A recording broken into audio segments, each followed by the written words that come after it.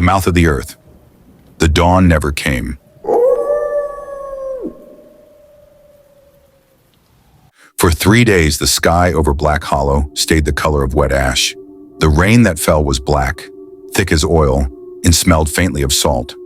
Nothing stirred, not the animals, not the wind. Only the slow, rhythmic pulse of the earth beneath could be felt, like the heartbeat of something vast sleeping under the soil. Sheriff Thorne had not slept. He wandered what was left of the high ridge, shotgun slung over his shoulder, eyes hollow and bloodshot. He was the last one. Lydia, Edward, the townspeople, all gone, taken by the water that now covered the valley. What had once been Black Hollow was now a dark inland sea stretching from forest to forest, its surface rippling with faint green light. Sometimes he thought he saw faces in the water, faces he knew, but they vanished as quickly as they appeared. He had planned to leave, to walk west and never look back, but something in the air held him there, something heavy, magnetic, ancient. The air hummed softly now, the same low vibration that had begun when Edward was taken. It was stronger here, near the edge. Beneath his boots, the ground pulsed like flesh. He crouched down, pressing his hand to the dirt. It was warm.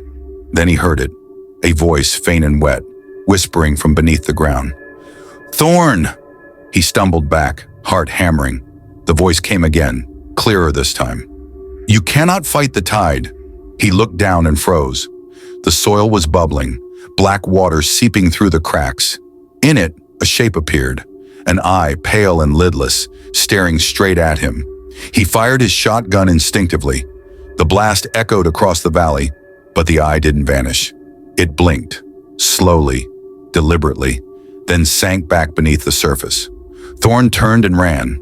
Through the dead forest he went, past trees that bent and twisted as though reaching for him. The air was thick with mist and whispering voices that came from nowhere. He stumbled upon the old church at the edge of town, the only structure still standing. Its white paint was gone, replaced with a slick, dark sheen. The bell tower leaned slightly, and the great iron cross at its peak dripped with something that looked like tar. He pushed open the doors. Inside, the pews were gone, replaced by an expanse of black water covering the floor. The altar was submerged halfway, and behind it, carved into the wall, was a new shape, something that hadn't been there before. It wasn't a cross, it was a spiral. Thorne approached slowly, drawn despite himself. The spiral seemed to move, rippling faintly like a living thing. The closer he came, the more the air thickened with the scent of salt and decay. Then he heard footsteps behind him. He turned and saw Lydia standing in the doorway. Her skin was pale, almost translucent, and faint green light pulsed beneath her veins. Her eyes glowed softly, the pupils gone. "Lydia," he whispered. "You're alive?" She smiled. "Alive? Number. We've only remembered what we are."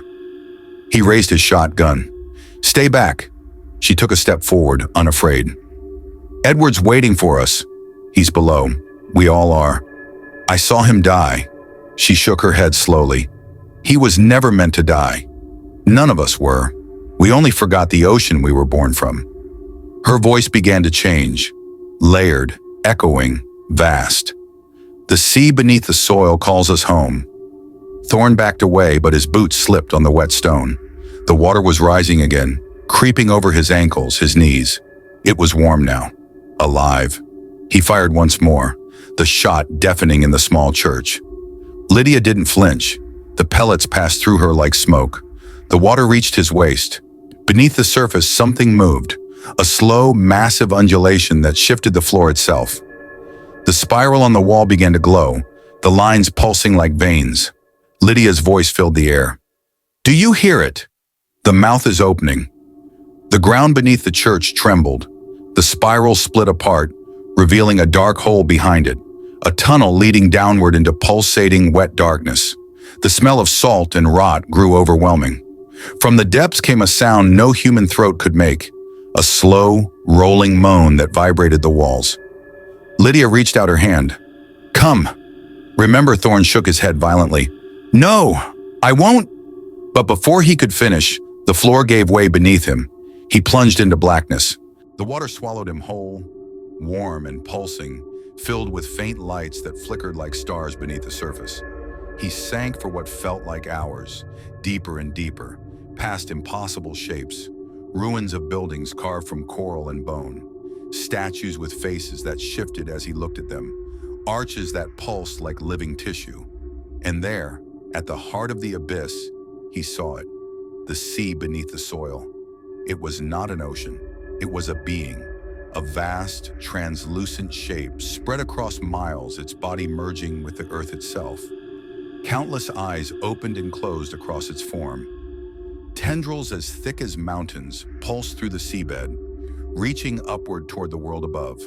It saw him, and in that gaze Thorne understood. The Hollow had never been cursed. It had been sleeping. Humanity had built its towns upon its back, drawn from the minerals of its body, cut into its skin for stone and wood, and now it was simply waking. He felt it reach into his mind, peeling it open like a page. Images poured through him, ages before men, when the land itself breathed with the tides, when creatures of light and bone swam through oceans that reached the stars. He screamed, but no sound came out. The water filled his lungs, and yet he did not drown. He only changed. When he opened his eyes again, he was standing on the ridge. The sea below was gone. The valley looked peaceful, green, untouched. The sun had risen, and birds sang faintly in the distance. But the air was wrong, too still, too quiet. He looked down at his hands. They shimmered faintly with green light. The veins pulsed softly, in time with the heartbeat of the ground. He smiled, and then he turned toward the forest, where faint whispers already stirred in the trees. The Hollow was breathing again, and soon the rest of the world would remember.